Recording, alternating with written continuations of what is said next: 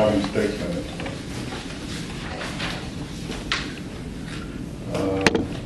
Before we get started, any questions from last week? Anyone have any questions from last week?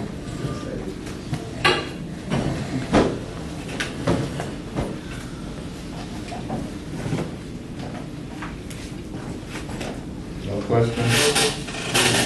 Only on the black beans. On the black beans. I told you where to go and get the information from. Where? I told you what book. There was a couple books.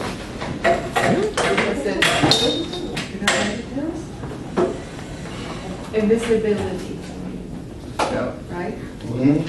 Invisibility is one of them. You an author? No. This should be still out there. I don't know if it'll help you, but.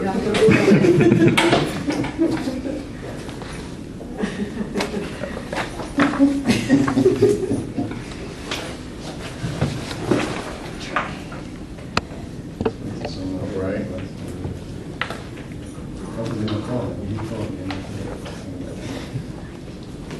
We have a couple new people. Do you all want to introduce yourself? Sure. Hi, I'm Samira. Hi, Samira. And I found about the group on the, what was it again? The meetup. The meetup, yeah. I'm Marie. And I found out about the same way she did. Are you all into metaphysics? Yes. Yoga and. Yeah. We've been exploring, to say the least. Everybody want to go around and introduce themselves? Okay. My name is Annalise. I discovered the group through another member who I never saw again. Spoke to me in the library, and I told Twin about it. Okay. My name is John McLean. I found out about the group through Annalise, as you just said. I've been studying, I guess, metaphysics, but more the physics aspect for a long time. And coming here, learning more of well, it's still the same, very scientific, which I like a lot, but it's also very practical, meaning you get the theory and you get the practice. And the practice is more important than the theory aspect, but for those who like to think and to study, then having the theory part to go along with it so you know what's going on and how to develop yourself is very beneficial. Augustine Conde, been studying the group since '96, and I discovered the group through, BA introduced me to Nehemiah, and then we started together since '96. I discovered the group through Dwayne, and been studying and practicing. Very interesting. My name is Desi, and I've been actually coming here to Nehemiah for about a year now, but studying metaphysics for over 10 years. And my name is Diana, and I've also been studying metaphysics for quite a while now. I also study theosophy and yoga, and I practice the 12 blessings. We do the 12 blessings service in Spanish every week, and I found out about Nehemiah and Augustine through a presentation that they did on the 12 blessings, and I've been hooked ever since.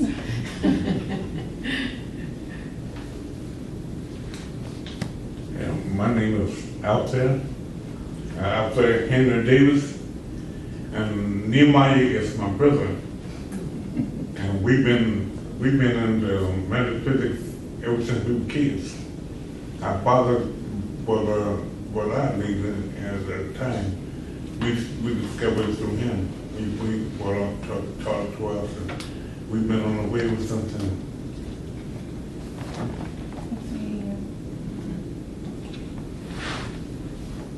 Your turn. I'm Jimena. I basically grew up in.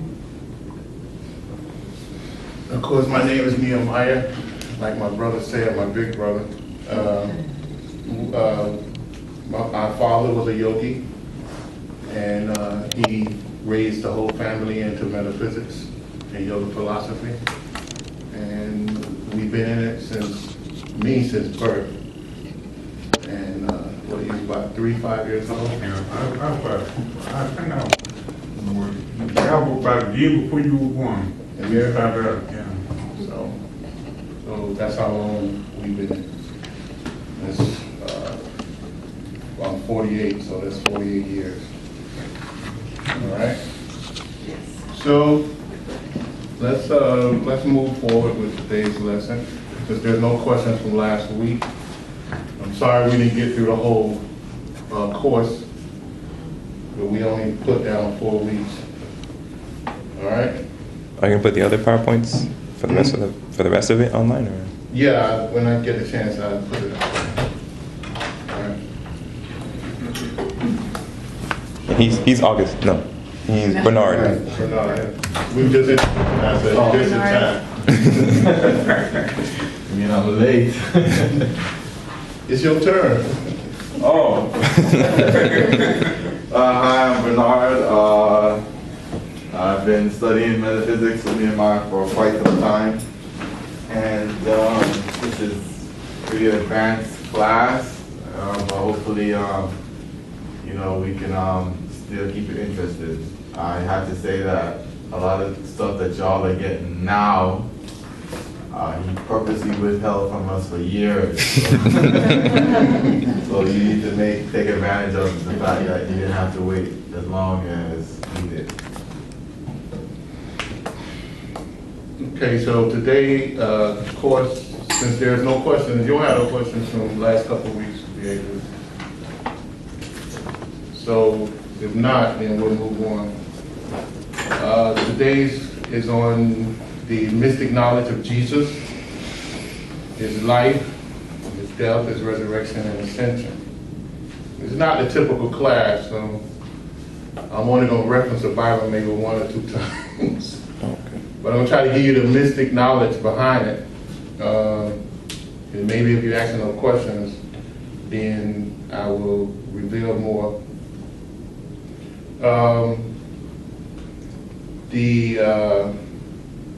The birth of Jesus, the actual beginning birth of Jesus, it started some 300 years before his actual birth, because the Cosmic Masters needed at least 300, of course, as far as we know it from the mystery schools, there was 300 years of preparation in order to be able to bring a great cosmic being like Jesus to earth. Jesus was not of this earth, not at all. He states it in that's one thing they couldn't take out of the Bible. He states it right here in the Bible. If anyone readers of the Bible, I used to read this some 30-some years ago. It states in Revelation 22:16.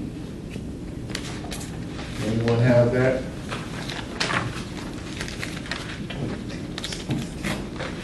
You have it? You want to read it?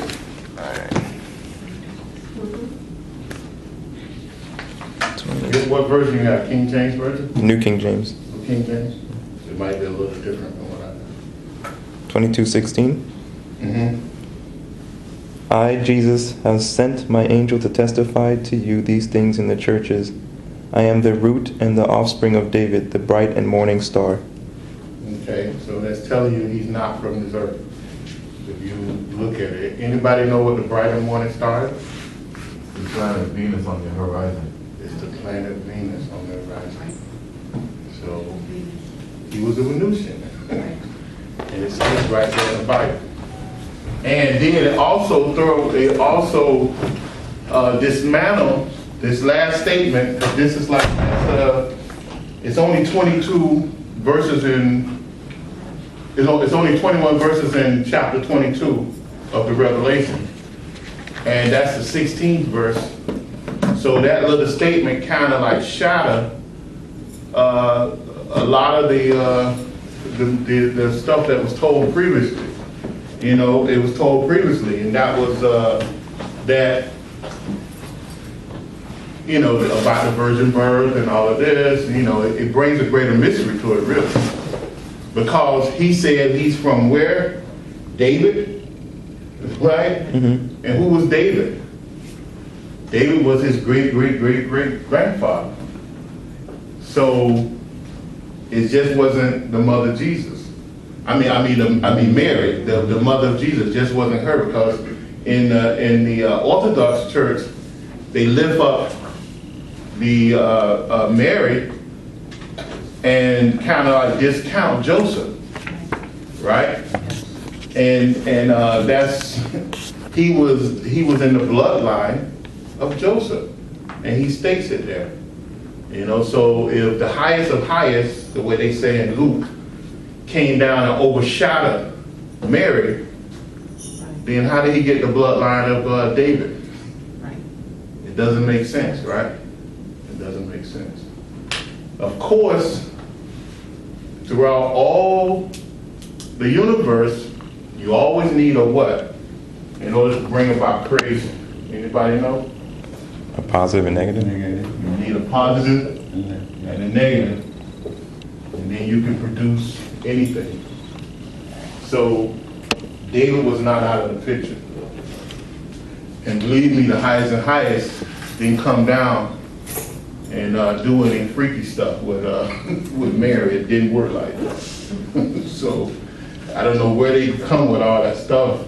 Now, we can consider that it was a virgin birth because of Jesus being this incredible advanced being, you know, who was like a god to us. So we can consider that. From the mystic teachings, we understand that Jesus was an elevated being from a whole different existence than what we were.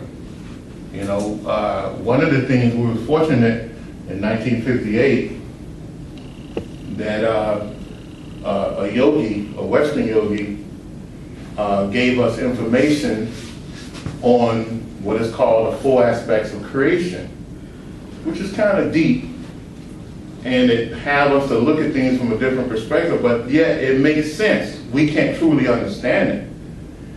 But it showed us how these cosmic beings that have been visiting us for centuries, I mean, for eons. I mean, because before Jesus, you had Zoroaster, 6,000 years before Jesus, who came to earth, who was a great cosmic master. He spoke of one God like Jesus. He healed the sick. You know, he gave sight to the blind, and he raised the dead, and he did all these things just like Jesus did. Go read the story. And he was in Persia. In fact, there's a link between him and Jesus, because who do you have to come and visit Jesus as a baby? Who traveled many, many miles? The 3 magi. The 3 magi's. And the 3 magi's are who? Persians. Who was what? Disciples of Zoroaster. You know, a master who had lived on earth for 6,000 years before Jesus and was coming to do the same work that Zoroaster did. Zoroaster preached one God, preached this love, you know, for humanity and everything. And he healed the sick, he gave sight to the blind. You know, he did a lot of other things, but his teachings and his ways resembled Jesus in many ways.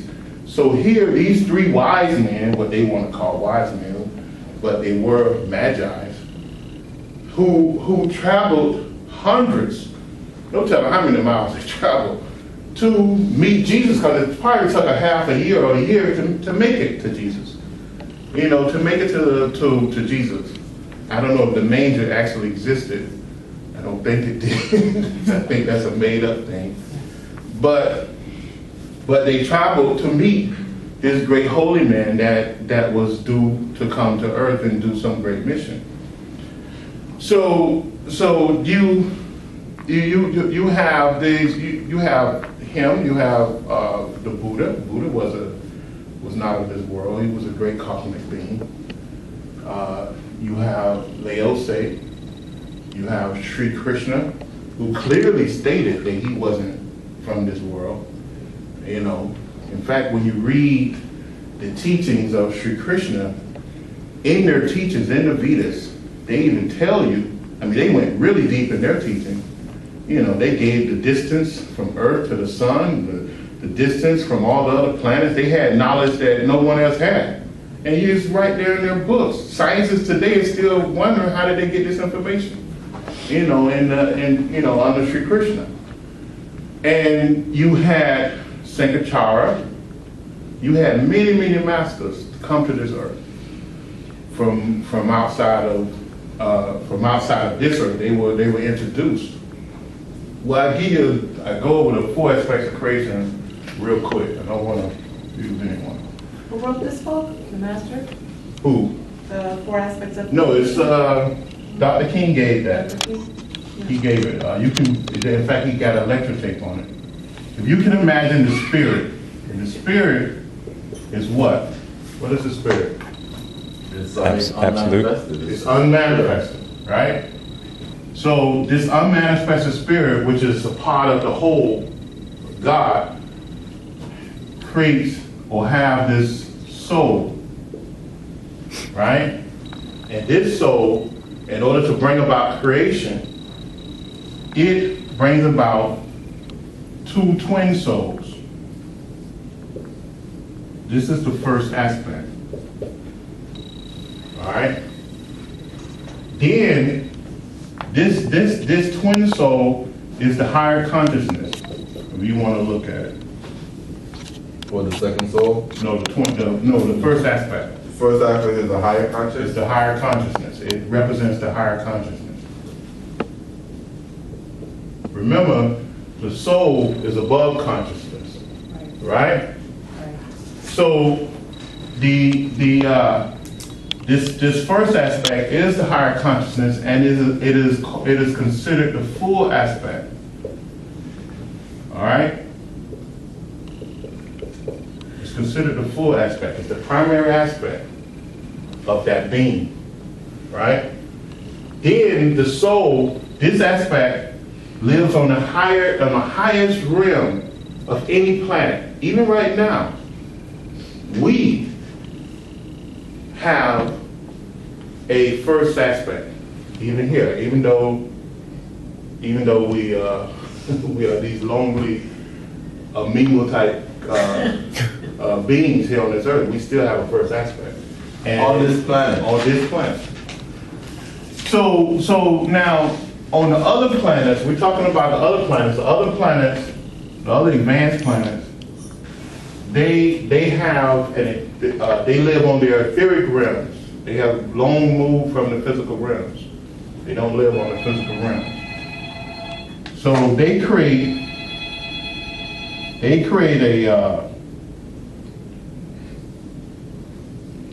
the first aspect creates a second aspect that moves around that planet and does, you know, and represents the higher consciousness of that planet. And for us, that would be like our physical body right here. And that's the second aspect. The second aspect is equivalent to our physical body? Yeah, I mean, but they are in the etheric realm, an arisen body. All right, they can move between the realms because they mostly live on the etheric realms. So this aspect, so this aspect mostly stay here on the planet, or it can project and go to anywhere in the solar system galaxy, depending on its powers. So what happens when the first aspect, the full aspect, wants a traveling aspect, it creates a third aspect.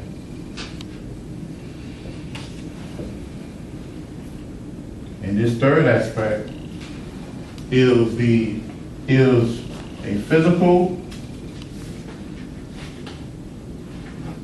/ etheric aspect that travels. It's in a risen body, in the body that Jesus had when he got ready, when he ascended. Jesus' ascended body is a risen body. What he did on the cross, and we'll get to that later, he ascended his body. He broke down the molecules of his body and rebuilt it. This is nothing new. It's throughout the history of all religions. Zoroaster ascended. He resurrected from the dead. Okay? Sri Krishna resurrected from the dead. This is nothing new. It's been happening throughout for thousands of years. These great beings resurrected and ascended. So this is the traveling body. What do you mean by travel? Travel where? They travel outside of their planet.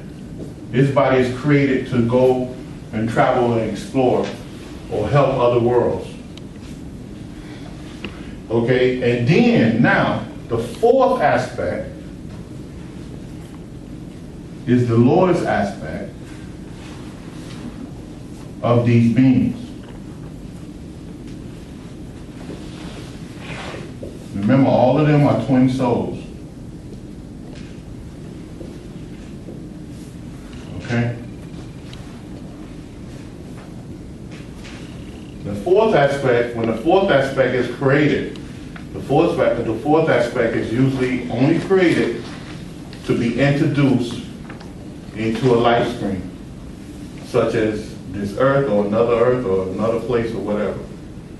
And the reason why they adapt themselves to the environment. Okay, this aspect, the fourth aspect, is not necessarily aware of all the other aspects, not until the right comic time. Now, I have these notes in your write-up. I have it there. But the fourth aspect is the aspect that we have seen over the centuries. Sri Krishna was a fourth aspect. Jesus was a fourth aspect. Elijah was a fourth aspect. Enoch was a fourth aspect. Okay? Buddha, Zoroaster, Lahir Maseh, even Mahatma Gandhi was a fourth aspect. Okay? All of these were great cosmic beings. But when they get here, does that fourth aspect become our first aspect? Or no? No. I mean, it's because they're still connected to the full aspect. They're still connected to their full aspect. Yeah. I mean, we're not, our first aspect have never manifested itself on the physical plane as far as I know. What about those who through time or whatever ascend? Well, then they not necessarily, they avatars. But they're still Earth, still Earth beings. They're Earth being that moves between the realms. They can live on any realm. But they don't exist on this realm for any long time. So even at that point in the evolution, their first aspect is still never manifested. No, not because then by then their first aspect has probably ascended and moved to some other realm, waiting for them to catch up. Also, as they evolve, all aspects move forward ahead of them. Yeah, from what I understand. So now, if you ever heard of soulmates, this is an advanced definition of soulmates. Okay? Now, you cannot have just male. Right? It always has to be male and female. Okay? You cannot have just male. Now, this fourth aspect, like when Jesus came here, He either had to come here as male with a female counterpart somewhere that was unknown to us. You mean born, physically incarnated? Yeah. Or he came here as male, female, a twin soul in one body. See? Either or. So you understand that? Yeah. That twin soul has to be the other positive or negative, has to be the opposite of that. Yes, Okay. because everything has a opposite. Okay? You're not talking about in terms of a physical structure, but in terms of energy configuration? I'm talking about, it doesn't, I mean, you don't think you're gonna have two genitors. Right, not that, exactly. But in terms of, I'm saying that the energy very energy configuration of that being is either male, female, or female, male. Right. Or both. Okay? Or both, or two separate beings Oh, I see what you're saying. that was born at the exact time. So they can balance the energies between each other. So your soulmate is the opposite principle to yourself, to your own Yes. being. Yes, you have the mental and the physical. Of course, the female is the higher being, because why? Because the female is more mental and the male is more physical. But you need both in order to balance, to have some type of balance.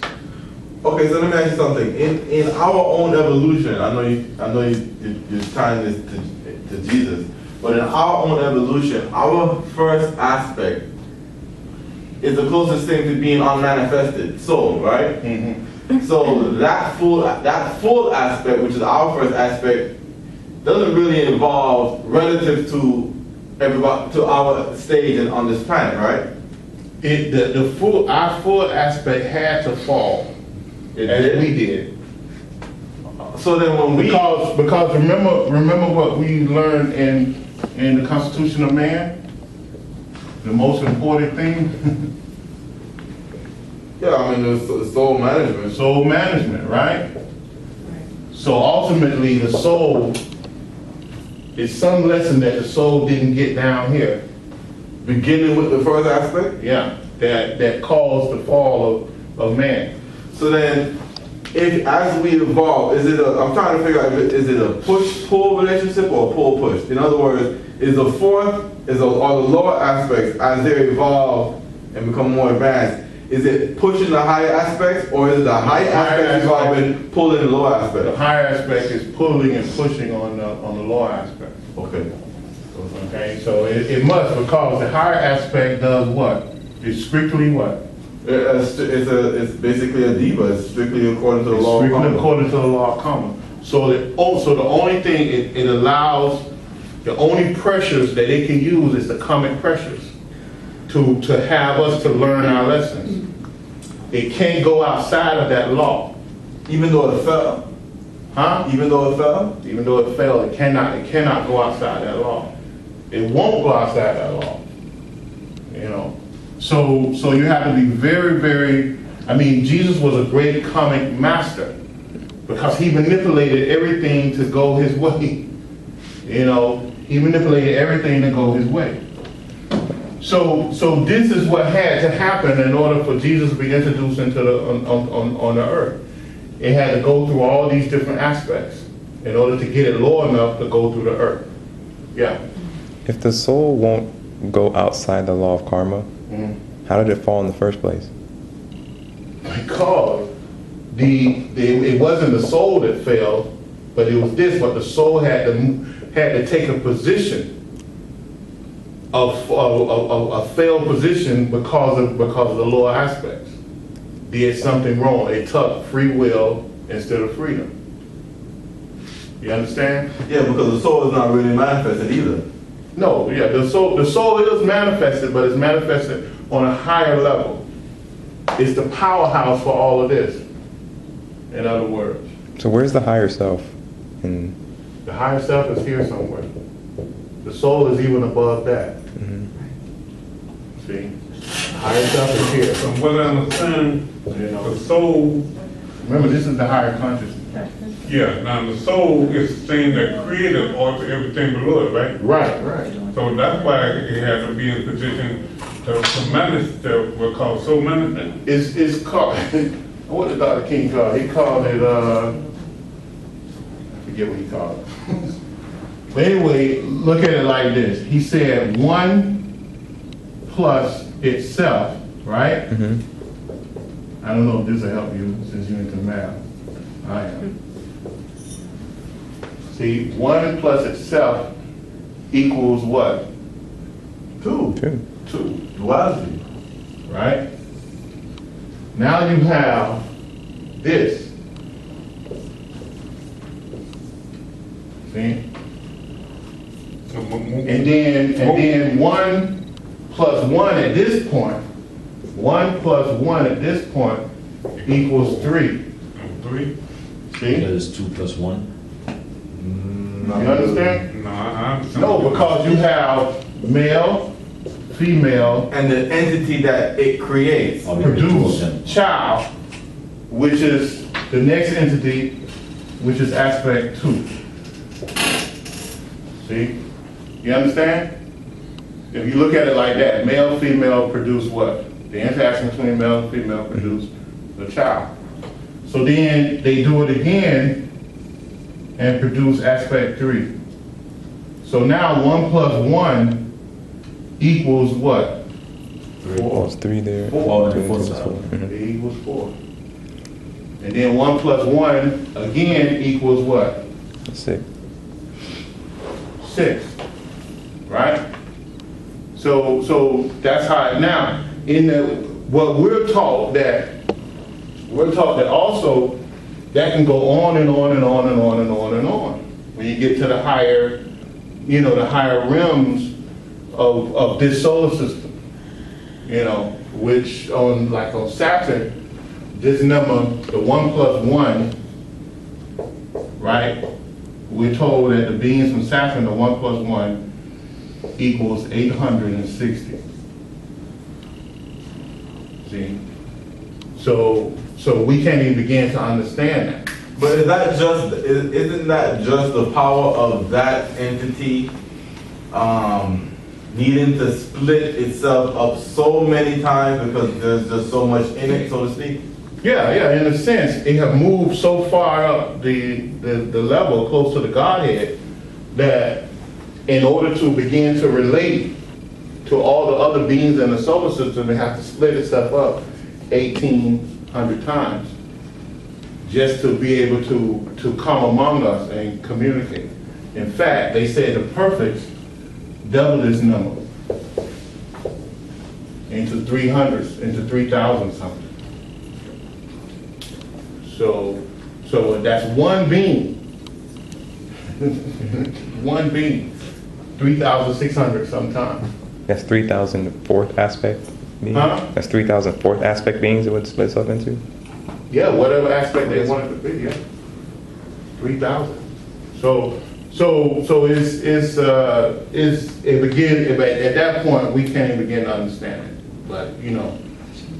But just to give you, so when we say it took a lot of common manipulation in order to have Jesus or someone like Jesus come to earth, then that's what we're talking about. You had a question? I'm still trying to kind of formulate it in my head because there's so much going on. But going back to this 4th aspect here, we're 4th aspect. Yeah, well, in a sense. In a sense, we're kind of like 4th aspect. So, and we can only be born embodying both male and female principles, or either or. Yeah. So what do you So think? somewhere on earth, there's an opposite to you. Correct. And so what do you think? And it has to be a male. It will not be a female. It has to be a male. It's not going to be a husband. It might be, you never know. But he's just there to counterbalance. Yes, it's a counterbalance, yeah. Right. So do you think? But Jesus has to be as you move on through life, as you reincarnate, right? Because we have failed, we have fallen. Some of us, not all of us, but some of us may have, and I don't want to confuse anyone, I don't want to get off the subject either. Some of us may have 200 parts to us, or 2,000. Yeah, but that's my next question. So each soul can split its consciousness. Can? Yeah. Okay. So because, in other words, let's say you have someone like Hitler, or no, let's go back further. Who was another great conqueror who did all Alexander the Great. Alexander the Great, who did all type of terrible things to the world.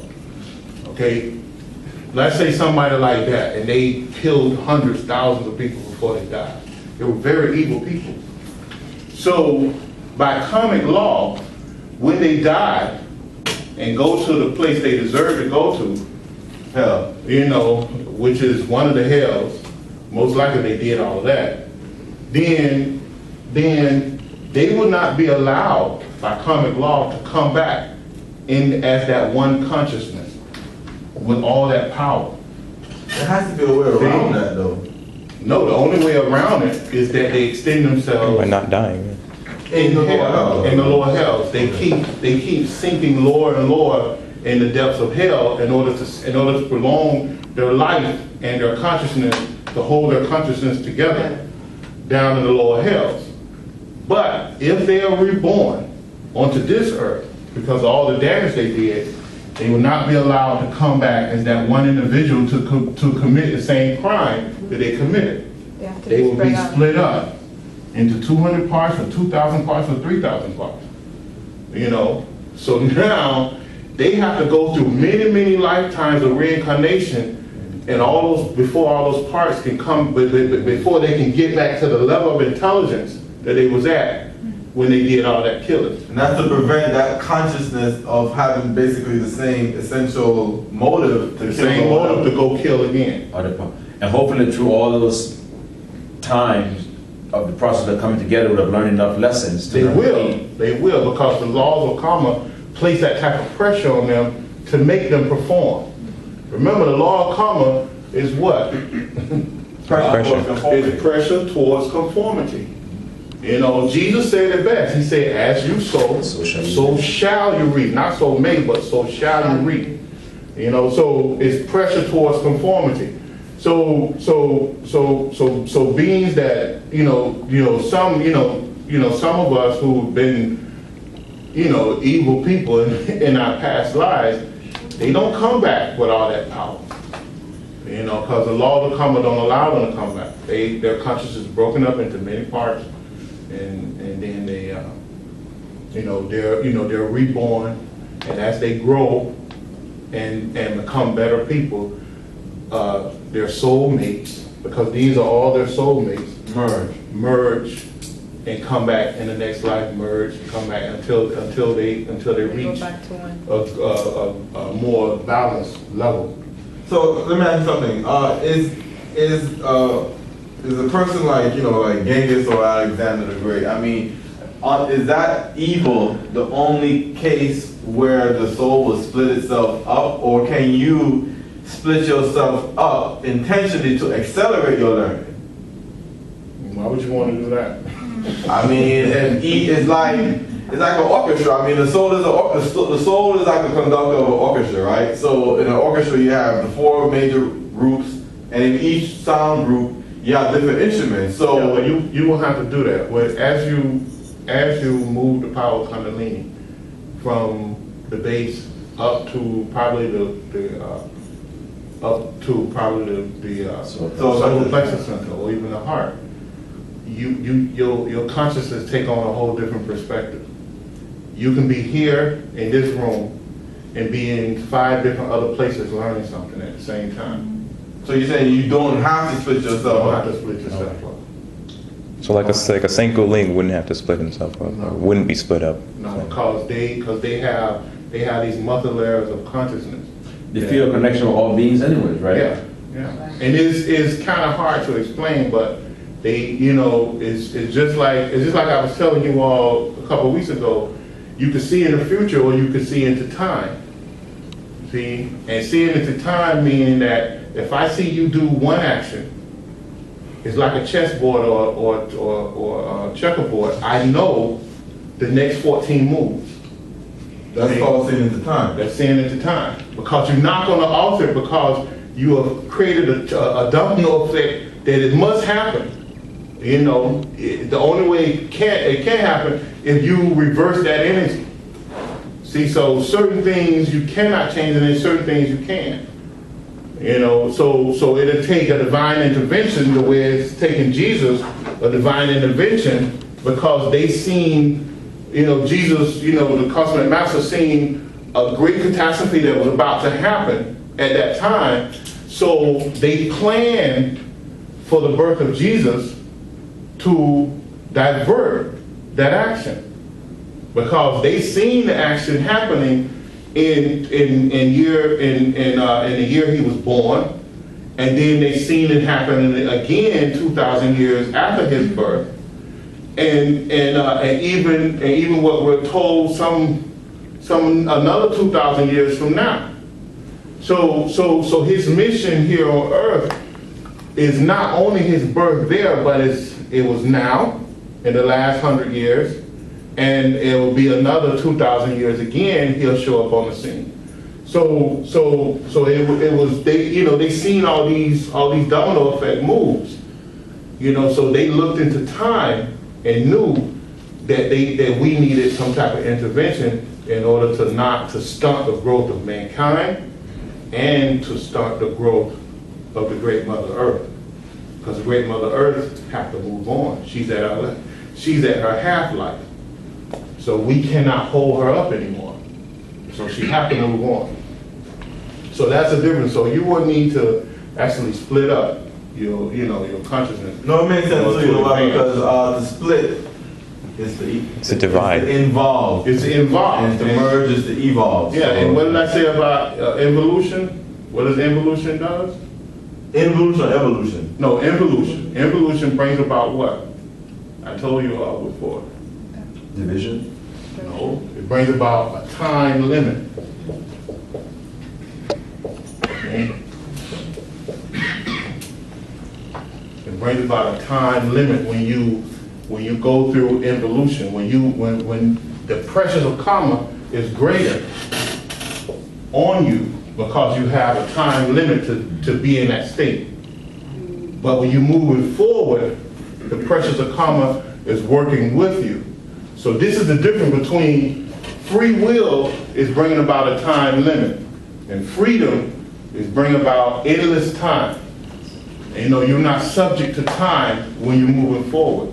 But when you're moving backwards, you can walk backwards or drive backwards, and you see that there's it's not right? Right, yeah. You don't feel right. But when you walk forward, you feel right, you know? So evolution versus evolution brings about a time limit on everything you do. That's karmic time, not biological times. You're talking about two different times. Wait, look at a caveman. Because karmic time, the karmic pressures affect everything on all the realms. All right? So anything on any realm step backwards, they're limited to the time that they can be backwards. But Nehemiah, isn't moving forward, isn't there still a time limit with moving forward? No, it's not. Think about it. Say that again, what was the question, Augustine? As if you're moving forward, is there still limitless time if you're moving No, forward? because you're moving towards the source. Think about it. And the source is, God. which is without limit. Yeah. That's only if you're constantly, if you move forward and stop, then move forward. If you're constantly moving forward, if you're moving forward then stop, then you're incurring time. Well, if that stopping is part of the evolution, but it's not, you might be still working within the laws of karma by stopping. You know, you might be still evolving, you know, because we're taught that when you gain a certain power, you give up that power to do what? Anybody remember? You give To up move forward. Yeah, to move forward with a greater power. You know, so that's the difference. Was Dr. King a fourth aspect? I'm sorry. What? Is there This earth. a time On this where, No, it was- is there a time when the soul merges with the our physical body when all these merge Yeah, together and yeah. we get to the, Yeah, when you get ready to go back to the source, all this is brought back in, and then you become pure soul, and or to one of the pure source, and then you go back into the one, which is spirit, which is absolute, which is God. but is it something that can take many lifetimes or is it just something that? Take many lifetimes. I mean, even a sun is a living being. And the sun is going through the same thing that we're going through. And one day we might be a sun, in other words. So you have mineral life that moves on to probably plant life that moves on to animal life that moves on to human life, then human life that moves on to cosmic life, cosmic beings, and then the cosmic beings move on to celestial life, which are the planets, the Earth, and then you have the that moves on to become a sun, which is the creator of a solar system. Then you have something that becomes a solar being who governs even the sun and all the planets, because even the sun and the planets actually take advantage of a greater being that holds them together. So then you have a solar system that's a living being too. Then you have a galaxy that's a living being. Then you have the supreme laws of karma, which governs the law of God throughout the whole galaxy. Then you have a lesser law of creation, right? Which might be the galaxy itself. And then you have the laws of creation, which might be greater than the galaxies because there's many galaxies. And then you go back to God, which is absolute, which is everything. So and yet everything is probably only a fraction of God, because God is endless. So that's that's the teaching for thousands of years. And that's what's behind all the religions have these teachings. It's just that we allow government to regulate information to us. But when you go and study the secret teachings, you'll find what we're saying is so. Well, question, where does ascension take place for us? What aspect? What to Ascension. To ascend? Yeah. Each aspect has an ascension. Each aspect has his own ascension? Yeah.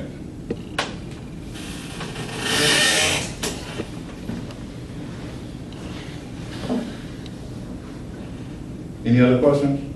So ascension for us is going into fourth aspect or going into a third aspect? It might be going into more of a third aspect. I mean, we so screwed up here, we don't know.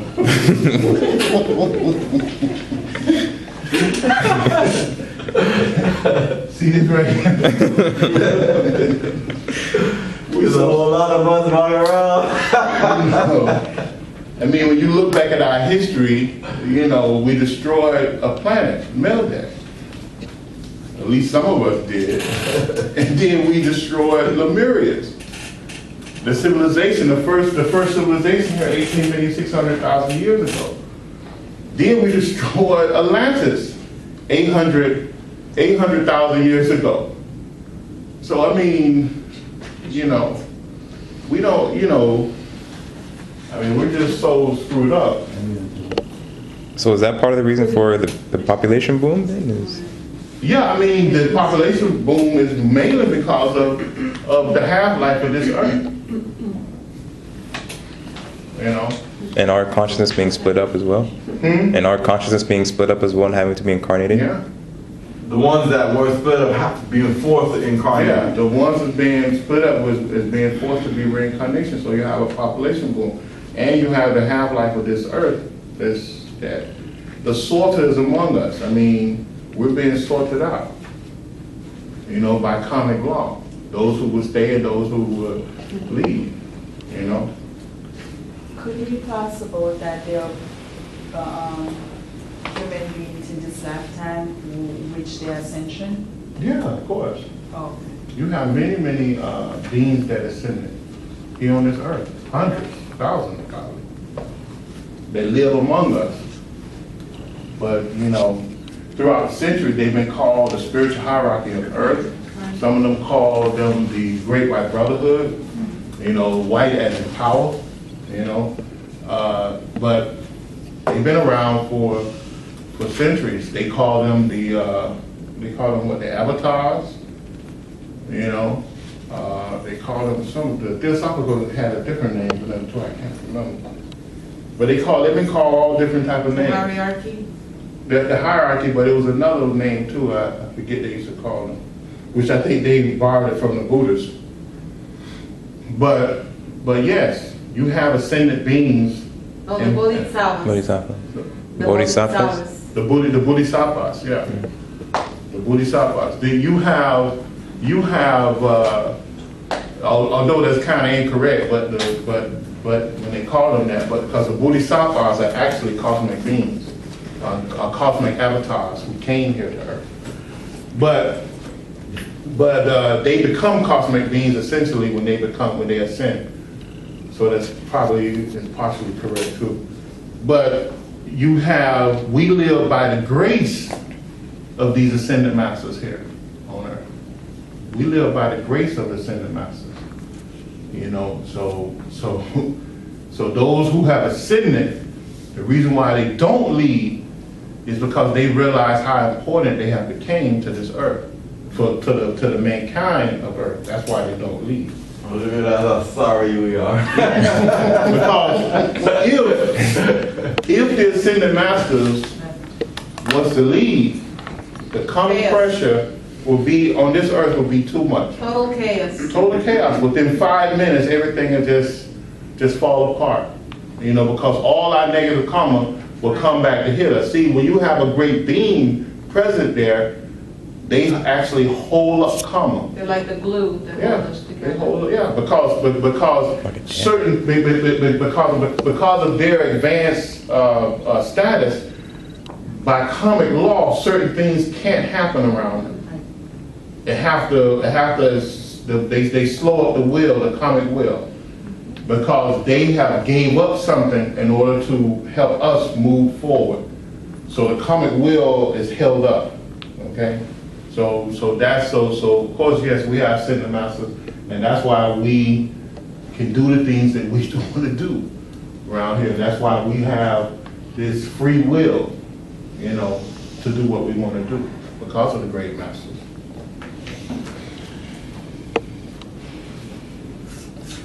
Okay. I have a question. Was it intended for us to have free will or freedom?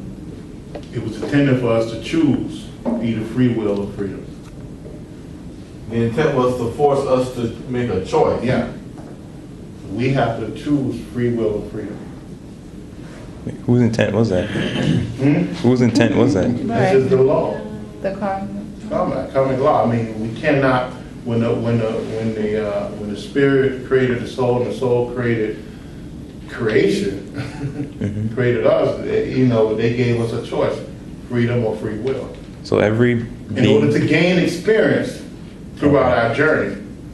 So here on earth, we took free will, which led us to where we are now. Maybe another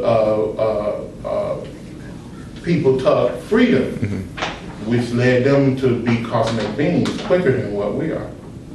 But it's part of the evolutionary path that every being reaches a point where it can choose free will or freedom. But so not everybody chooses free will. Free will. Yeah, everybody else chooses free will. No, because that's what I was going to say. Yeah. The David Kingdom didn't choose free will. The David Kingdom chose freedom. And they did come on us along with us, but on different levels. So they live in a whole different vibrational level, and they chose freedom. But yet we live by them. I mean, we live, you know, by them in a sense. But the same way, and a lot of people, they don't understand this, but if we wiped out all the trees on the earth, what would happen? We'll kill ourselves. We'll kill ourselves, right? Why? Why would we kill ourselves? Anybody know? Beyond science? Yeah, no, I'm saying for just basic science. Oh yeah, well, nothing to oxygen. clean the air, nothing to convert the carbon monoxide. Yeah, it'll be Carbon nothing. monoxide. So we'll spring ourselves to death. That's what we trying to do here in South Florida. You know, when I grew up, there was a tree everywhere. Now all the trees are gone, all the forests are gone. I mean, we used to play in the forest down here. You know, I mean, it was ridiculous. So, but now it's hard to find a forest or a wooded area. So, but the trees create oxygen. We breathe that oxygen. We breathe out carbon dioxide, and the trees take that carbon dioxide and reverse it back to oxygen to allow us to breathe. So the Diva Kingdom is the same way. We produce a certain mental energy and a certain vital energy through our actions. And the Diva Kingdom takes that energy and produce it into another energy to allow us to move forward, right? And it all works with our auric body, the magnetic field that's around us. Release this mental and vital energy, and it goes out to the Diva Kingdom, and the Diva Kingdom, you know, cleans that, reverse it, and bring about the necessary pressures so that we can learn our lessons. It's as simple as that. Okay. Now, like I said here, Jesus chose, I was saying earlier, Jesus chose the bloodline of David. And it's interesting when you look at it, because why? David was what? Anybody remember the King David story? He defeated Goliath. Yeah. As a boy, he challenged this Goliath, you know, which showed that he had no fear, the way we had fear. And that was in his bloodline. And then when he became a man, he became a king. A king came who was a peasant, who was a shepherd, you know. And everybody remember the story. Remember how he snuck up on Saul and showed him that he could take his life? Mm-hmm. He showed him he could take, he spared his life. And, he became a king. Saul was a ruthless. I don't know if anybody read the story of Saul. He's king, ruthless. So it was good that David took his position. Because Saul was the type of person that when you read the story of him, how he had no respect for God or religion or nothing. You can go back and read his story. But that's so that was a real good bloodline. It makes you want to study, the history of these people that say, well, he carefully chose his family well, So in the coming of Jesus, in the bloodline of Jesus, also on Mary's side, it was reported that they knew that a great master was coming through them. So they reserved a virgin, and I guess that's where the whole story comes from with the virgin birth. They reserved a virgin for 300 some years, hoping that that Jesus, the next master, would come through their family, because they knew they had been prophesied that he was coming through their bloodline. So maybe that's where the virgin birth came from on the Orthodox side. So this was well known, and also Jesus' cousin John the Baptist was his cousin on Mary's side, who was another cosmic being. He was another cosmic being. He wasn't of this earth, and he had been here before. And you can look in the Bible. I forget exactly what verse, but it's a popular verse. Matter of fact, everybody remember the Transfiguration? Of Ezekiel? No, Or Jesus when he went on the mountain? Of Jesus when they built the tabernacle on the mountain. You remember that story? In that story, read that story, and one of the disciples come to Jesus and say, Lord, why does the scripture say Elijah must come first? Everybody remember that? I've heard that. Yeah. Why does the scripture say Elijah must come first? And Jesus turned to him and said Elijah came first, and they did to him as the scripture said that they did to him. Which he and told that the next master was coming, and then he was beheaded. He was killed.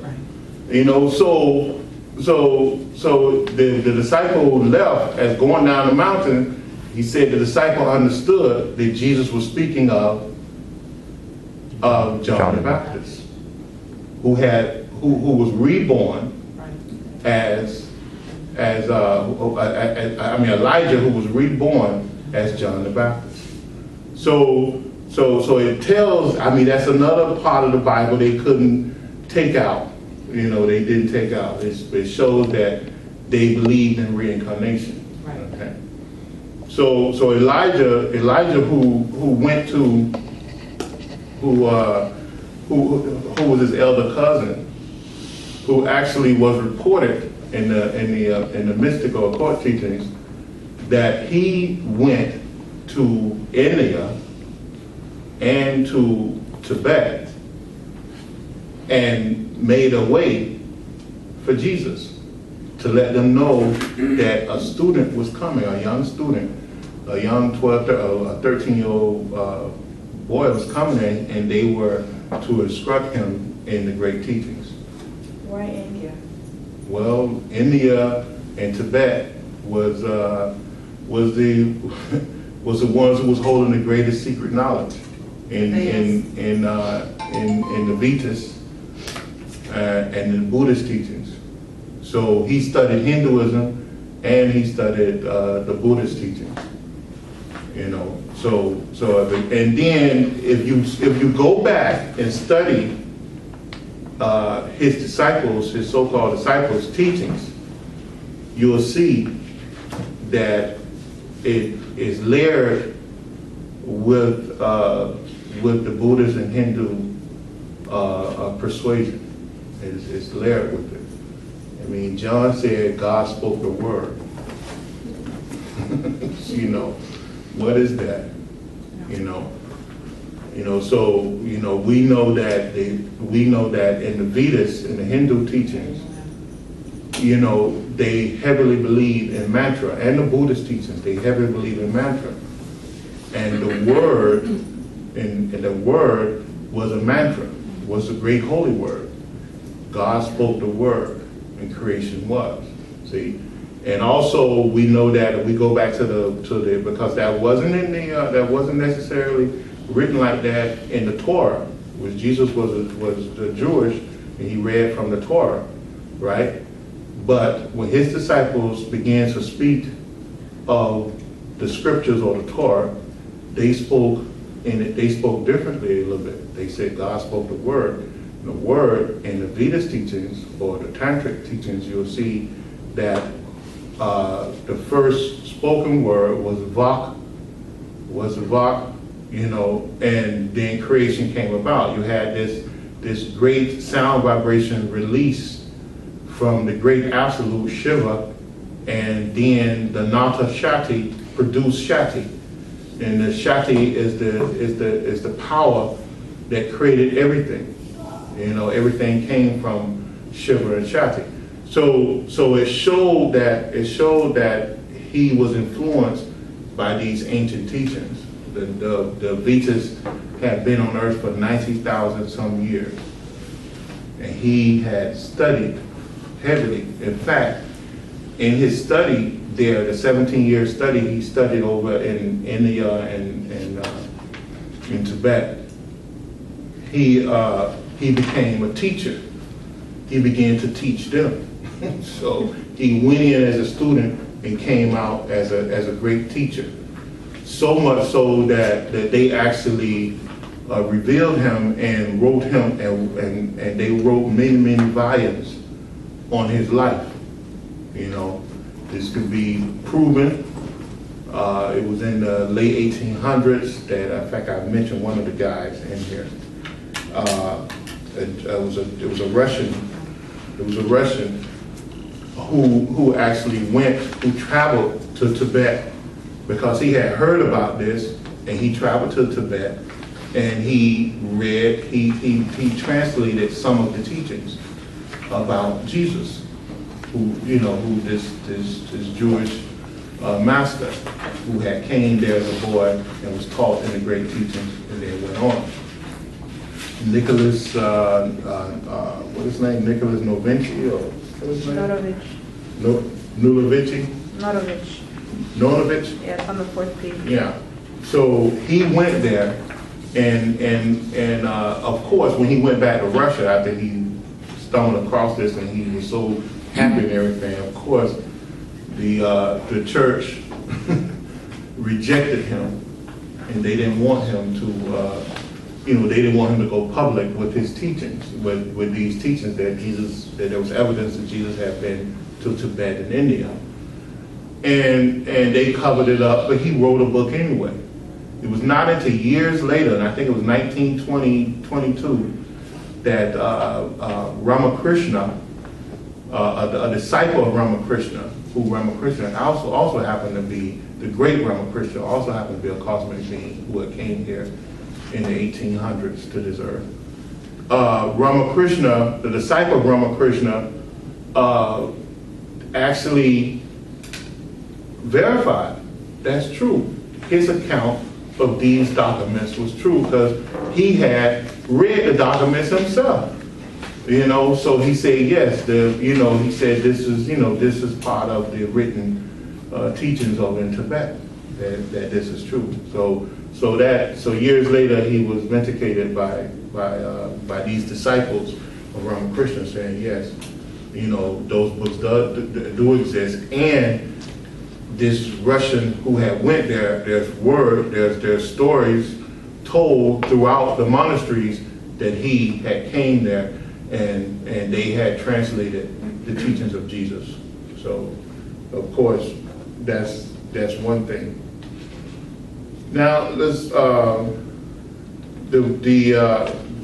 I told you about the genealogy of David, right? We spoke about that. Does the Bible go into the genealogy of Mary? Does the Bible go into the genealogy of Mary? Only that John the Baptist was. What do you think of the book or the Equivalent Gospel of Jesus the Christ? I seen the book, but I never really read it. By who? Levi. You seen that one? But I've heard of the Gnostic, heard of the Gnostic, yeah. Saint John, is it? Mhm. John the Baptist. He gave a whole different account from his life. How he traveled to East, Persia, That he went to Egypt. many other Was countries. initiated in the pyramids. Yeah, and never mentioned that in the Orthodox Bible. Oh, No. When he was 12 years old, when he confronted the people selling. he was in Egypt then. It's Egypt, okay. That was Egypt. When he confronted those rabbis and began to teach them, that was in Egypt. Okay.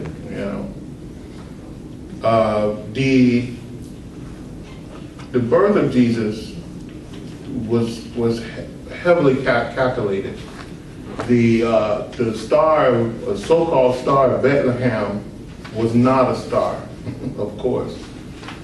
It was a great celestial craft from another planet, and of course, if you go and read all the accounts throughout the Bible, in my opinion, I agree with Dr. King, it's a flying saucer book. Because it talks about one flying saucer after another. When you go and read all these stories, it talks about all these UFOs. Think about it. When Moses took the people out of Egypt, I mean, what happened? I mean, the host of heaven did what? Part of the ocean. Part of Part of the ocean, created a pillar of fire. You know, then again, when they got into the desert and crossing that long desert type place, the host of heaven came, did what? Fed them on a daily basis, dropped food, this manna, you know, to allow them to eat, you know. So I mean, it's just a flying saucer book, you know. Elijah, Elijah, the chariots of the fire. chariot of fire. When you go and actually read this, the account is not really a chariot of fire the way you would think. It said the fire pushed the chariot. You know, so it was some type of rocket. It was some type of rocket or something. So I mean, it's a flying saucer book. It talks about all these UFO accounts over and over and over and over. When Moses left and Joshua was there, I mean, when he took over that city, it was a host of heaven, the armor of heaven that defended him. I mean, just go back and read these accounts. It was always something up in some metallic type thing up in the sky, you know, that was actually helping these people. So it wouldn't be surprising. Of course, we know that if a planet starts moving around in the sky, we better go and pray. Because all science tell us that it's going to be hell on Earth because of one of the great planets of this solar system all of a sudden begin to just start moving around, you know, irrational. Then it's going to create a great wave of friction and gravitational pull and all type of crazy stuff is going to start happening here on Earth. The ocean's going to move. Everything's going to happen bad. I mean, our moon controls the level of the ocean. You know, and all the planets affect this planet in some type of way. So if one of them began to move outside of its normal action, then the weather condition here on Earth is going to change. And we know that from calculating it for hundreds, thousands of years. It's been calculated. We have sunspots. What happens when we have sunspots? You know, Electronics go crazy. Electronics go crazy. Our radio wave doesn't work. Solar flares. I mean, we know that. So actually, we cannot believe that there was a star that these magi started moving around. Yeah, it's ridiculous. It was some type of spacecraft, you know, that had came here to Earth and that had guided these magi to the place where Jesus was born, which was not Bethlehem. You know, it was not Bethlehem. You know, in fact, the place of his birth had really not even been revealed until recently. You know, but the actual spot haven't been told of. In fact, it had to be a secret because this earth is probably 80-90% Satan. You know, so especially back then, you know. His exact coming and his exact birth was not given out because when you have something happen in a particular place, there's a power that can be captured there. You know, there's a devic power. You know, there's a mental trace of that energy configuration that you can take. You can grab, take, use, and do something, you know, either good or evil with it. So that's why his birth was kept secret. You know, it wasn't no manger. You know, it wasn't no, you know, it wasn't all of that. I mean, no. And most likely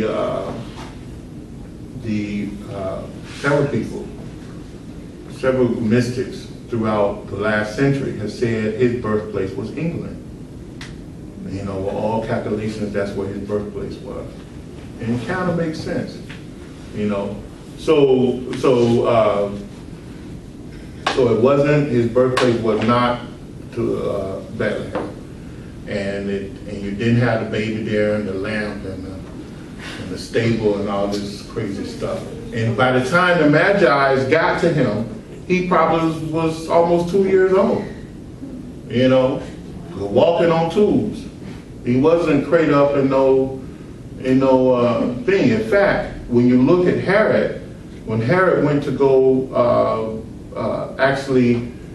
when he got word that maybe this baby was born, what did he tell them to do? He said, kill from newborn up to 2 years old. Why would he go up to 2 years old if he thought the baby was just born? No, he was making sure because that star had been in the sky for months, for probably years, so he wanted to make sure. So it wasn't that he was a newborn baby. That's just a good way to tell a story. No, he was walking on tools by the time they came. So you say he was born in England?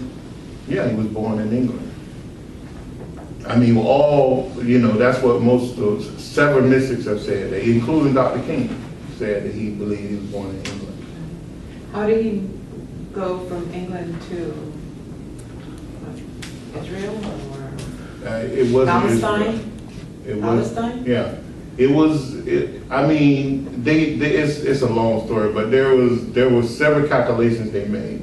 Okay. In fact, that the first church, if you look at the teachings of Jesus, where the teachings of Jesus is more heavily at? Prominent in the West? In the West. Greece, In those European countries. Western Europe more than Eastern Europe? Yeah. Well, it is said that Mary Magdalene went to Italy. Yeah. Northern France. And then She had a child. And then not only that, where was the first church put together? It wasn't the Vatican. No. What do you mean the first church? The first Christian church. The first The Church of Christian England? church. It was over near England somewhere. Well, the Church of England? Was it? I don't know. I can't remember. It escapes my mind the exact name of the church. But the first church was nowhere in the Middle East. It's not a Gnostic Christians, is it? No, I don't think so. But go back and study it. Go back and study it. But you'll see what I'm talking about. It was not, and that's strange now. Buddha was born in India, and where's Buddha followers? In Tibet, in Asia, in China. Yeah, it was his followers in India, Tibet, and China. In all those Asian countries. You said Buddha was born in India. Yes, he was. Yes. But majority of Indians are not Buddhists. No, but you have a large sect in India, Tibet, and it's still over there. It's still over there in that area. Yeah, it's even now that it's considered an avatar. For years, the Hindus didn't want to even acknowledge he was an avatar. Yeah, of course. So it's the same way with the Jews didn't want to recognize Jesus. That's the Savior. Yeah. So he was. I think mainly reasons because where he was born at. The place he wasn't born there in the Middle East. That's one of the reasons why they didn't want to recognize him. Now, as far as Mary is concerned, besides what it says in the Bible about the spirit preparing her, telling her that you're gonna have a male child and so on, what were some of the preparations that needed to take place, or if there were any for she was taught the same way they did in many other cultures. When they knew that a great one was coming through that bloodline, they made sure from day one that child was heavily into spiritual things. So from birth, she was taught, to take a spiritual perspective on life instead of a more worldly perspective. And of course, they taught them to hold to keep their virginity. Don't go outside of marriage and all this stuff. stuff. So I mean, there was many preparations, I'm sure, that they went through, especially being in the Jewish faith, because they were very class oriented. You know, I think that's their failure. The same thing with the Hindus. I think that was their The failure caste- too. caste system. Yeah, the caste system was just terrible. You know, but when you study those teachings, you'll see that. But what he believe, like in the Bible, he let us believe that there was, like Joseph, apparently there was that sexual intercourse between. That's what they tell you. Yeah, between Joseph and Mary. That there was this immaculate conception. Conception, Yeah. Okay. Yeah. It's- If you want to believe that, go ahead. But you know, we have to deal with things as it is. You know, unless they had some way to implant that sperm into the zygote, I just don't see how it was going. It can't Not only work. that, even if that happened, I mean, when Jesus was born, she couldn't be a virgin anymore. If Yeah. the baby came out of the regular, Yeah. unless she had a C-section. It's all an immaculate C-section. So, you know, and Jesus proclaimed his genealogy. He stated in several places, not only him, but his disciples stated throughout their teachings that Joseph, in fact, Matthew, go all the way back to King David. The first book of the first chapter of Matthew, right? He goes and tells the genealogy all the way till he get to Joseph and Mary begot Jesus. I mean, they take up a whole page giving the genealogy to state that, you know. And they say that they begot Jesus. Yeah.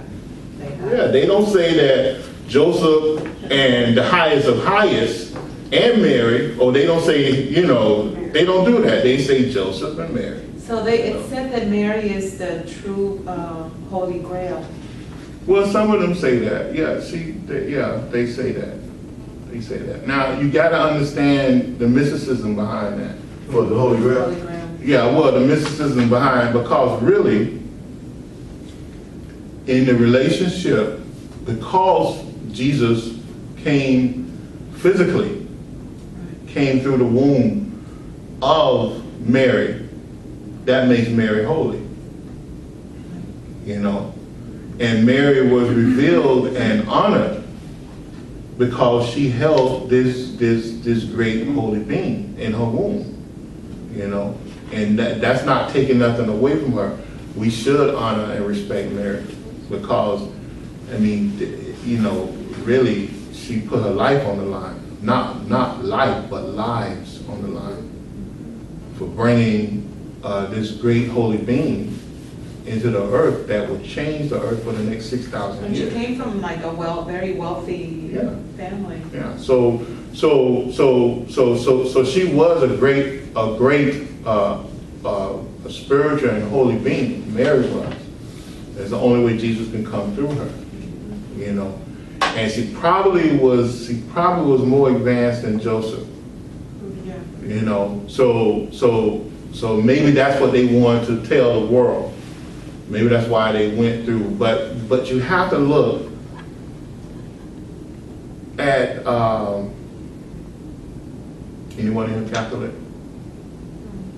Anyone's Catholic in here? I was raised. I was raised Catholic, yeah. Okay, I don't want to offend anybody. Most of y'all was Catholic. But you know, well, if you were Catholic, then you know that the Catholic Church is probably the largest Christian church in the world, right? And it's the most powerful Christian church in the The world. most evil one too. And you know, if you could project from your body,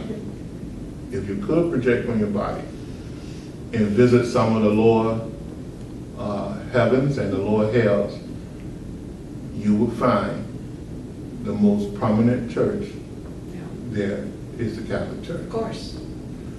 You know, is ran by the rules of capitalism, and capitalism is a system to misuse and mistreat, you know, people. Yep. You know, so they came in and they did what they did in order to gain the power, to create fear and to gain the power over people. So that's how most of the teachings were distorted. But if you go back to it's very few.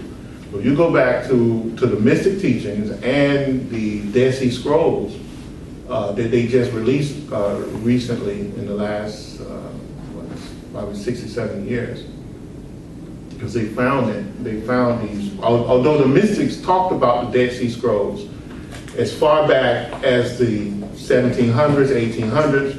And essentially, a lot of stuff they found in the Dead Sea Scrolls were stuff that the mystics were saying for centuries, you know. And the Essenes, which was the Agora. They were mystics, and they belonged to, and I mean that's who John the Baptist belonged to. You know, they had a whole different Christian approach, you know. It was totally different, you know. So Gnostic Christian. and so it was just totally different. So they, you know, they created Mary and they created the virgin birth in that way in order to capitalize on the people. That's what they did. There's a very good movie, I don't know if you have seen it. It's titled Agora. It's a very good movie. Is it English or Spanish? No, In English. English? It's English. It's called Agora? Agora.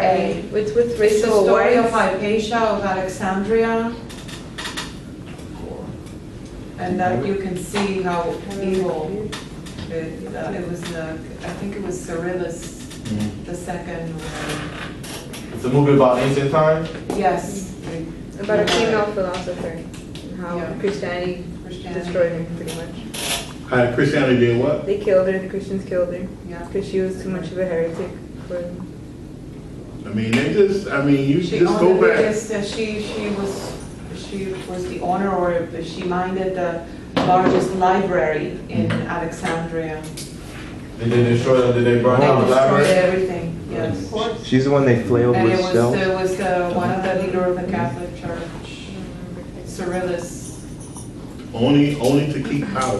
Right. You know. You have to see it, it's a great. And to all keep through- information- To keep information. Yeah, all through the Secrets. Catholic Church, they do those things.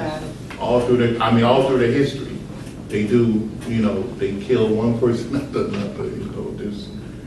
In the name of God or Jesus or whatever. You know, I remember when I can't remember the name of the book. I was 13, 14 years old when I was studying a lot of the Christian history or whatever. And I remember I came across this book, and I had heard this before, but I had never seen it written down. My father used to tell us all the stories as a child.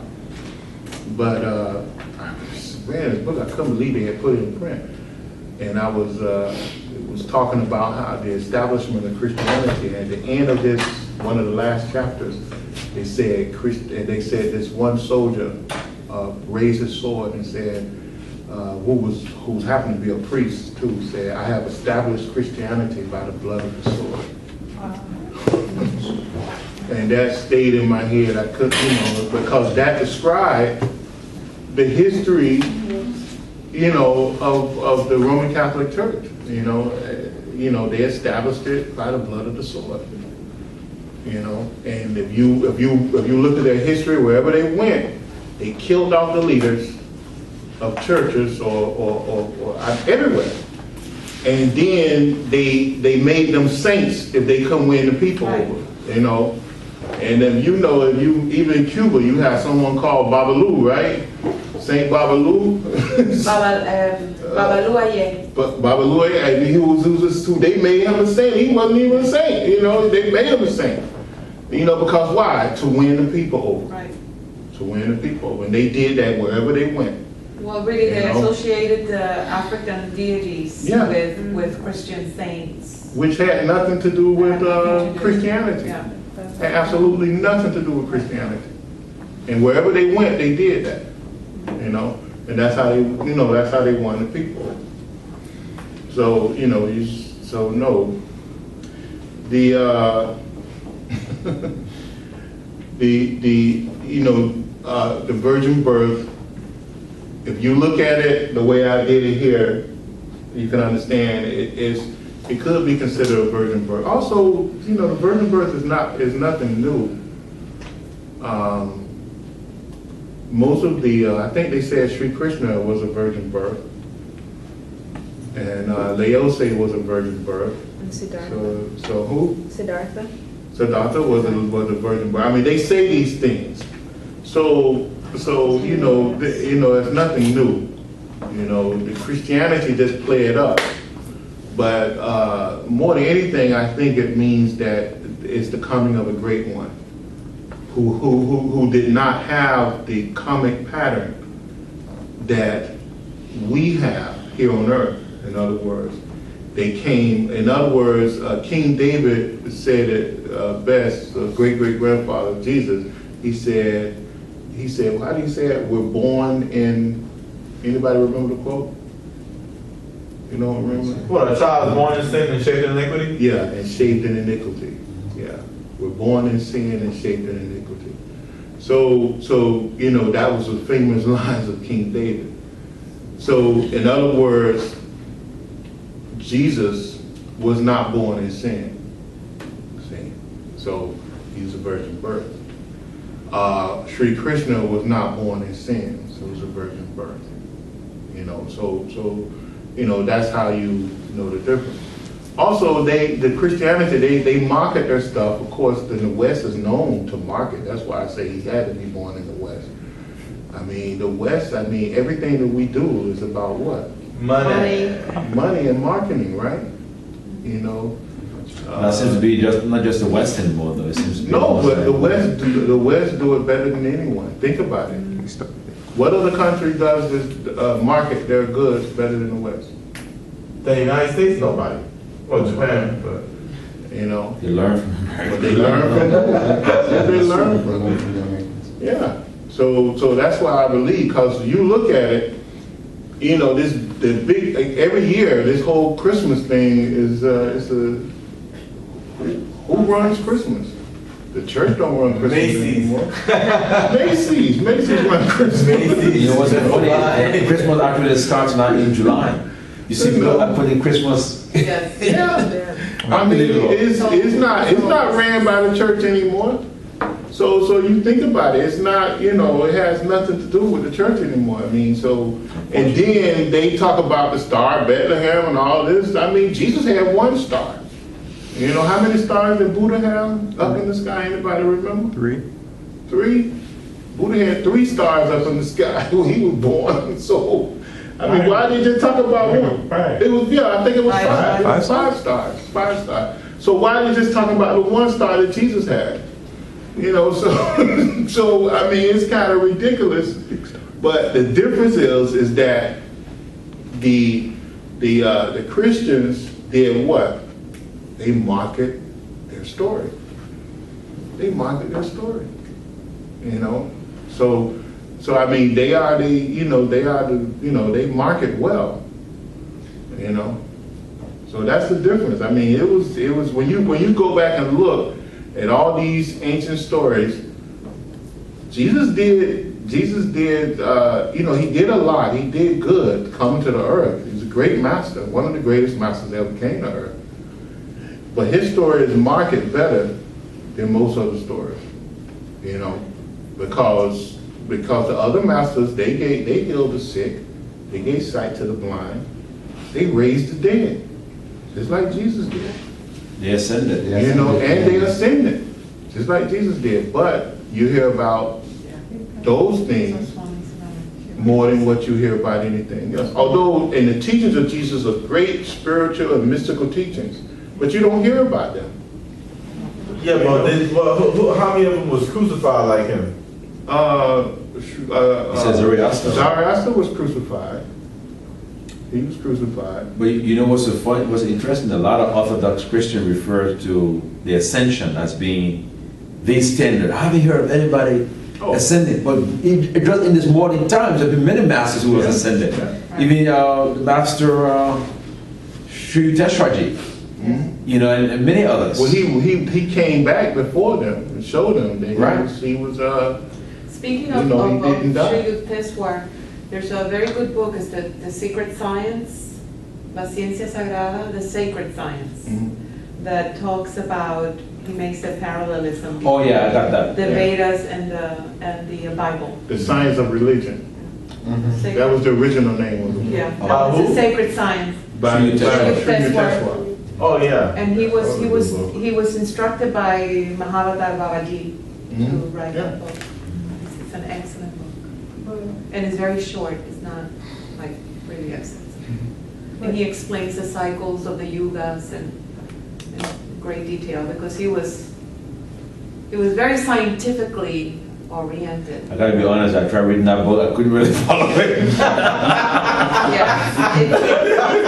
It's I have it, I couldn't really follow it too. And the feeling is a little bit complex, but If you went through these classes, you should be done. Well, I'm gonna read it again now in light of everything else. But when the first time I read it, I just put it away because I was. yeah.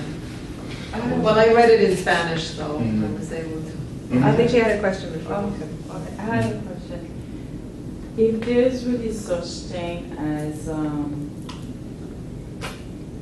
evil or good and evil or Satan, because if the soul, if we were created and we came from the source, and the source is only purity and goodness, so where does the evil come from? And my second question is, sin, is there really a sin? Because if we have free will, so where does sin come from?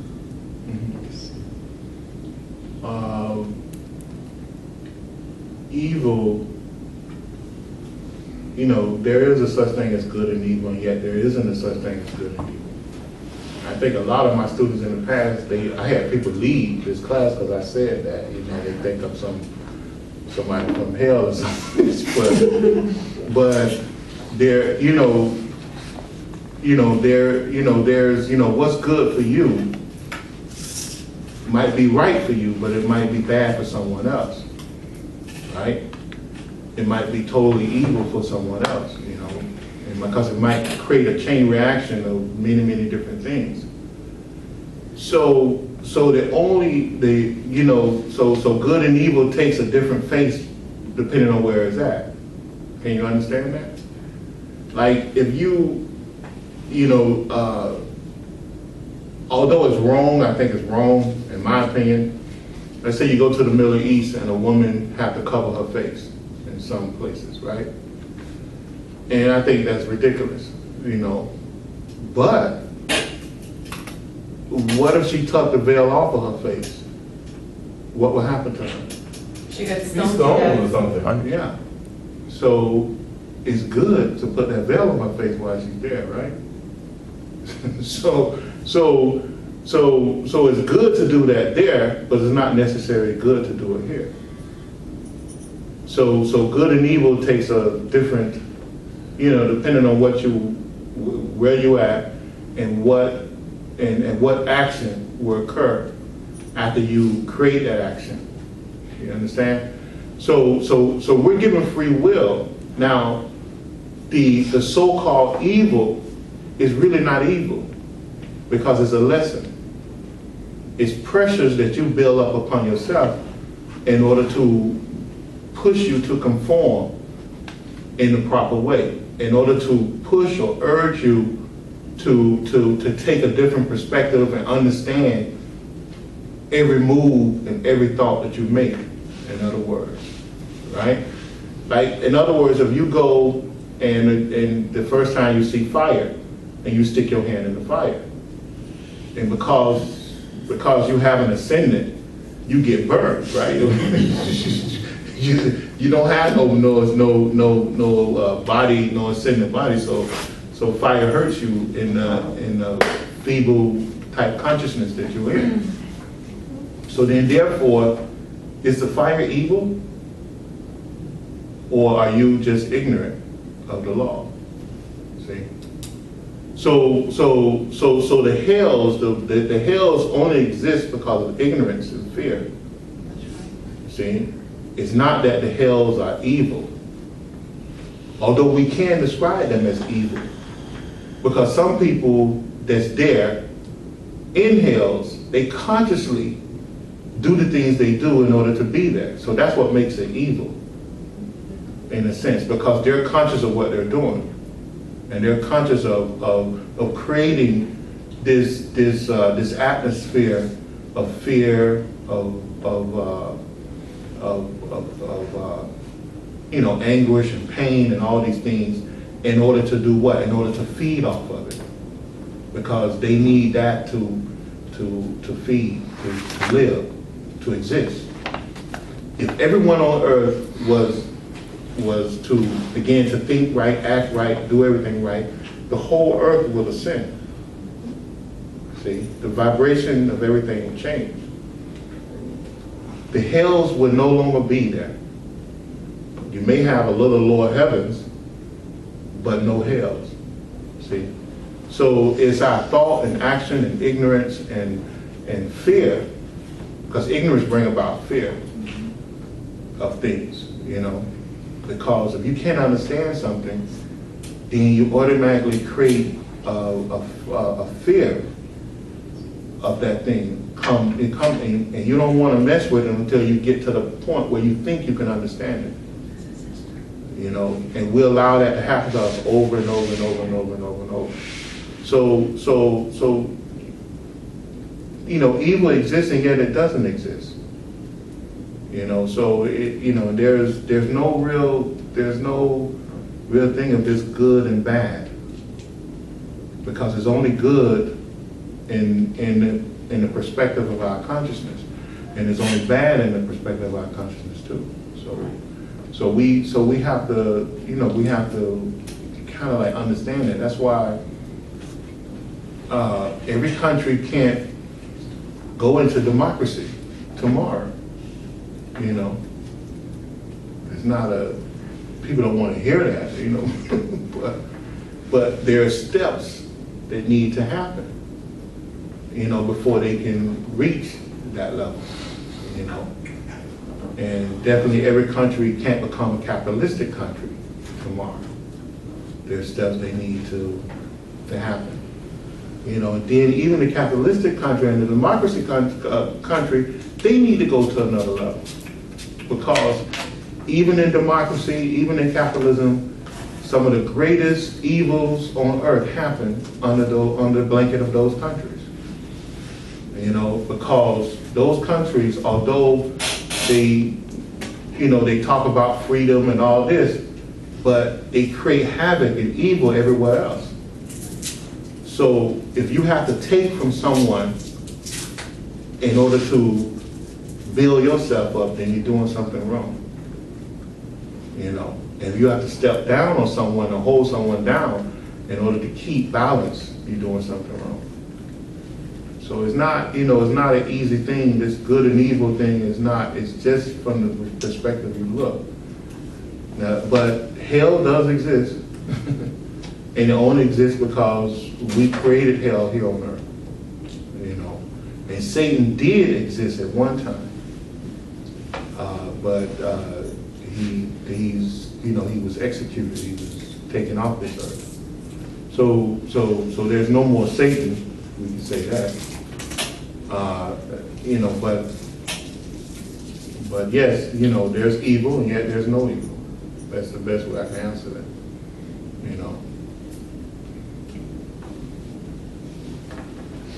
What time is it? 2. Oh, it's 2 o'clock. You all want to go on, or you want to close out? So continue next week. So, read over this. Maybe we can just ask questions for next time. And read over this. This is a lot.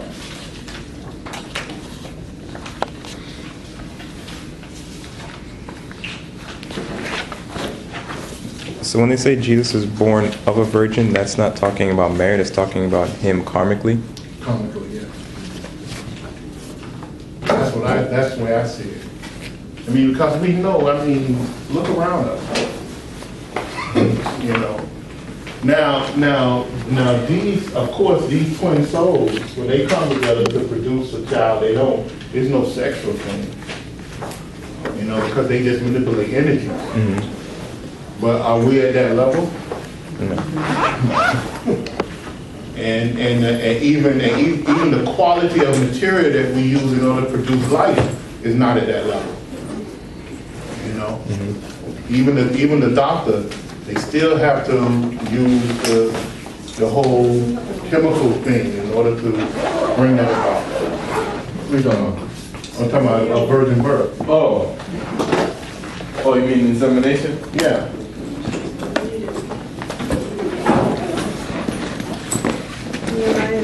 We were talking about books earlier. Now, just out of curiosity, I need to ask: are there any books or teachings or gospels by female masters or adepts? It's the Gospel of Magdalene. I've heard about that, but I've never seen it.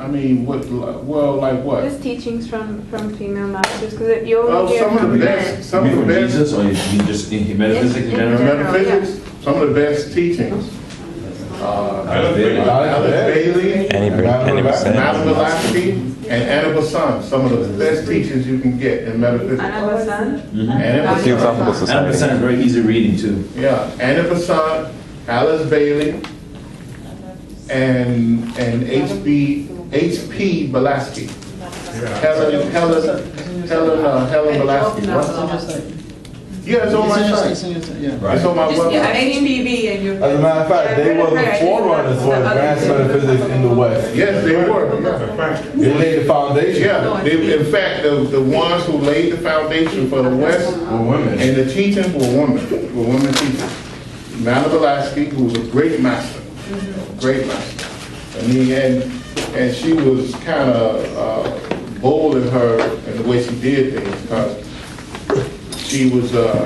she didn't hide a lot of She stuff. was a wild woman. She performed all type of feats. Yeah.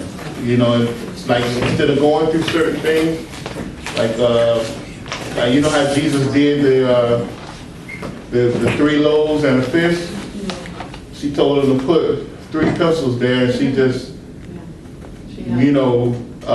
manifest pencils for everyone. And then she turned around and after she was lecturing to in front of 100 people. She was lecturing to them, and then she turned around and walked right through the wall in front of them. And said, okay, you don't believe it? Okay. And she just walked through the wall. So that's what type of person she was. She wasn't subtle. She wasn't. She was like a meaning in a prior life. Yeah, you know. So she was very, very advanced, you know, and when she went to was it India or Tibet? I can't remember. She went to both. It was Tibet, where it was when she went there, they recognized her as as one of the great masters of that time to teach the world. So they surrendered to her whatever she wanted, you know. And a lot of, of course there was groups of them, there was groups of Buddhists there that didn't want to. But some of the advanced Buddhists, they recognized her to be a great master, and they turned over the teachings to her. You know, then she began to teach worldwide. So she was like one of the greatest teachers in the last couple hundred years. You know. All right.